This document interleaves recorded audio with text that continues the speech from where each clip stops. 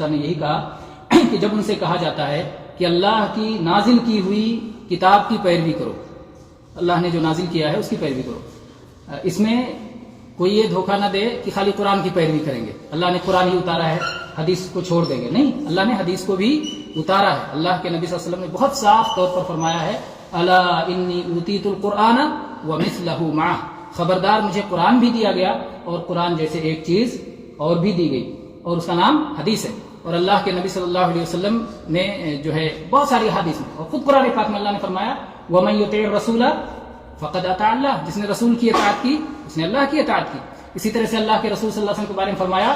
وَمَا يَنْطِقُ عَنِ الْهَوَىٰ إِنْ هُوَ إِلَّا وَحْيٌ يُوحَىٰ، اللہ کے نبی صلی اللہ علیہ وسلم اپنی خواہش سے کچھ نہیں کہتے، جو کچھ کہتے ہیں وہ اللہ کی وحی کی بنیاد پر کہتے ہیں۔ ایک بار ایک صحابی آئے اور کہے کہ اللہ کے نبی صلی اللہ علیہ وسلم میں آپ سے جو کچھ سنتا ہوں سب کچھ لکھ لیتا ہوں،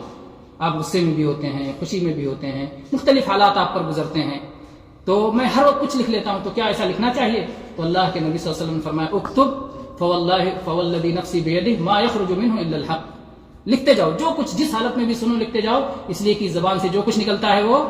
برحق ہی نکلتا ہے۔ اللہ نے اپنے رسول کی حفاظت کی ہے، کوئی بھی غلط چیز آپ کی زبان سے نہیں نکل سکتی ہے، اللہ نے اس معاملے میں آپ کو معصوم بنایا ہے۔ تو اسی طرح سے قرآن پاک کی وہ آیت جس میں نبی صلی اللہ علیہ وسلم کی بیویوں کو کہا گیا ہے وَاذْكُرْنَ مَا يُتْلَىٰ فِي بُيُوتِكُنَّ، تمہارے گھر میں جن چیزوں کی تلاوت کی جاتی ہے اس کو یاد رکھو، اس میں کتاب کا بھی ذکر کیا اور حکمت کا بھی ذکر کیا۔ تو اہل علم کہتے ہیں کتاب تو اللہ کی کتاب قرآن ہے، اور حکمت کیا ہے؟ وہ نبی صلی اللہ علیہ وسلم کی سنت اور حدیث ہے۔ تو جب بھی کہیں آئے اتبعوا ما انزل اللہ، پیروی کرو اس چیز کی جسے اللہ نے نازل کیا ہے، اتارا ہے، تو اس میں قرآن اور حدیث دونوں